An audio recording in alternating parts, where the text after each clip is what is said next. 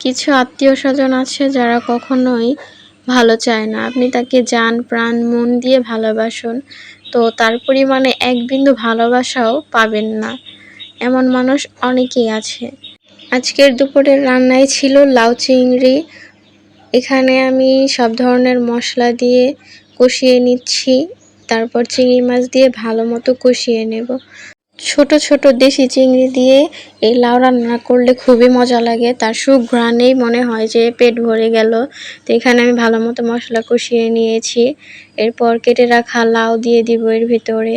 তো লাউ থেকে অনেক পানি ওঠে, এর জন্য অল্প করে কষিয়ে নিয়ে এটাকে ভালো মতো একটু ঢেকে রাখলে কিছুক্ষণ পর এটা থেকে লাউ থেকেই পানি উঠে আসে।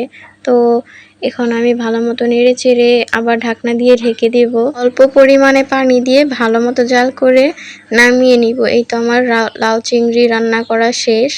তো এখন ভাত খাবো দুপুরে। তো এখানে আমি ভাত নিয়ে নিচ্ছি। তো এখানে আমার আম্মু ভর্তা বানিয়েছিল লাউ পাতার। তো লাউ পাতার ভর্তা খেতেও আমার খুবই মজা লাগে, ঝাল ঝাল হলে আরও বেশি ভালো লাগে।